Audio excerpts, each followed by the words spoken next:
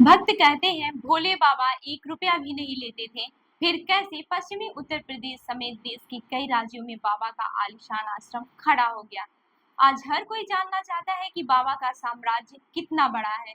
नमस्कार दोस्तों, मेरा नाम है रूबी सिंह और आप देख रहे हैं जन दर्पण न्यूज। शुरुआती जानकारी में करीब 100 करोड़ रुपए की साम्राज्य होने की बात सामने आ रही है। आइए जानते हैं कि सूरजपाल जाटव का किस किस शहर में आश्रम है, उसे कैसे खड़ा किया गया और बाबा की कमाई का क्या था असली जरिया। दरअसल बस कहने का बाबा, जिसके भक्तों का एक ही मूल मंत्र था कि पूरे देश दुनिया ही नहीं बल्कि पूरे ब्रह्मांड में बाबा नारायण साकार हरि की जय जयकार हो। लेकिन बाबा सूरजपाल जाटव ने इन्हीं भक्तों के भरोसे करोड़ों का साम्राज्य खड़ा कर दिया, वो भी इतने शातिर तरीके से कि कभी सरकार या फिर प्रशासन की निगाहों में आए तो कानूनी लिहाजे से उसका कोई भी बाल बाका न कर सके। भक्तों की आस्था और विश्वास के बूते बाबा सूरजपाल ने अपना धंधा फैला रखा था। बाबा कोई दान नहीं लेता था, लेकिन उसने शातिर तरीके से ट्रस्ट बनाए और उनके नाम से जायदाद खरीदी। देश भर में करीब 24 आश्रम होने का पता चला है। आश्रमों के पास 100 करोड़ रुपए से ज्यादा की जमीन है। लग्जरी कारों का बड़ा काफिला बाबा के पास है।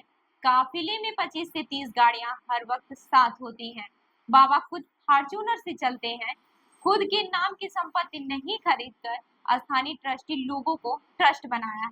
बता दें कि औलाद नहीं होने की वजह से सूरजपाल सिंह जाटव ने 24 मई 2023 को अपनी सारी संपत्ति नारायण विश्व हरि ट्रस्ट के नाम कर दी थी और इस ट्रस्ट को सेवादार चलाते हैं। जो बाबा के सबसे भरोसेमंद होते हैं उसे सेवादार नियुक्त किया जाता है। सेवादार बनने के लिए एक औपचारिक आवेदन प्रक्रिया होती है, जिसके बाद सिलेक्शन किया जाता है। फिर उन्हें पेमेंट, भोजन और आश्रम में ही रहने की सुविधा मिलती है। हाथरस हादसे के बाद राजस्थान के दौसा स्थित आश्रम को कवर कर दिया गया है। कोई भी अंदर की झलक नहीं पा सकता। यहाँ बाबा आते तो पूरे इलाके में उसका डर फैल जाता। उसकी प्राइवेट आर्मी लोगों के आई कार्ड चेक करके ही उसे घरों तक जाने देती। आसपास की सड़कों पर उसकी प्राइवेट आर्मी का कब्जा होता। लेकिन अब बाबा की पोल खुल रही है तो उसके खिलाफ आवाज भी उठने लगी है। दूसरे संत भी बाबा सूरजपाल को लेकर सवाल कर रहे हैं। आपको बता दें कि आज तक ने पहली बार बाबा के आश्रम के भीतर जाकर बाबा के हर राज को खंगाला। कानपुर का ये आश्रम किसी आलीशान राजमहल से कम नहीं है। आश्रम में महंगे झूमर, बाबा का राजशाही सिंहासन, बाबा का काला चश्मा, ये सब नजारा बाबा के आश्रम का है। आज तक संवाददाता समर्थ बाबा के कानपुर आश्रम के अंदर गए। किसी किले की तरह ये आश्रम दिखता है। बाबा के दूसरे आश्रमों में भी इसी तरह का नजारा है। लगभग सभी आश्रम कई फुट ऊंची मजबूत दीवारों से घिरी हैं। कानपुर के आश्रम में गेट के अंदर फूलों की ताजा लड़ियां लाइनों से लगी हैं। तैयारियां पूरी हैं। बाबा आए या फिर ना आए, लेकिन आश्रम को सजा कर रखा जाता है। आश्रम के अंदर हर तरफ चमक दमक है। छत पर कई झूमर सजाए गए हैं। हर झूमर खास अंदाज में बना है। यहाँ बाबा के लिए कमरा भी है। आश्रम के सेवादारों ने बताया कि बाबा यहाँ आते हैं। कहने को हर आश्रम की तरह इस आश्रम को भी ट्रस्टी चलाता है। जाहिर सी बात है, बाबा नाम दूसरों का आगे रखता है, लेकिन इसकी आड़ में इसी तरह के किले नुमा आश्रम खुद के लिए बनवाता है। बाबा सूरजपाल उर्फ नारायण साकार हरि के रहस्यों से एक एक करके पर्दा उठ रहा है।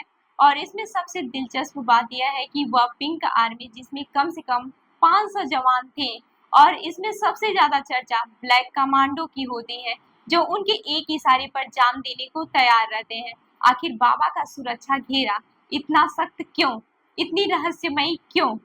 बाबा के कार्यक्रम का वीडियो बनाना भी मना है, यहाँ तक कि मोबाइल ले जाना भी मना है। बाबा की पिंक आर्मी, जो कि हर सत्संग में सुरक्षा का जिम्मा संभालती है। बाबा 3 लेयर की सुरक्षा में सत्संग करते हैं, जिसमें करीब 5000 से ज्यादा पिंक वर्दी में जवान मौजूद रहते हैं। बाबा के अपने 100 ब्लैक कैंट कमांडो हैं। इसी यूनिट में महिला कमांडो भी हैं। महिला कमांडो पैरा मिलिट्री फोर्स जैसी वर्दी पहनती हैं। 25 से 30 लोगों का खास दस्ता भी है, जिसका नाम हरिवाहक दस्ता है। मैनपुरी के अलावा कानपुर के बिंदु इलाके के कुसई गांव में करीब 3 बीघे में बाबा का आश्रम बना हुआ है। वहीं इटावा में 15 बीघे में आश्रम फैला हुआ है।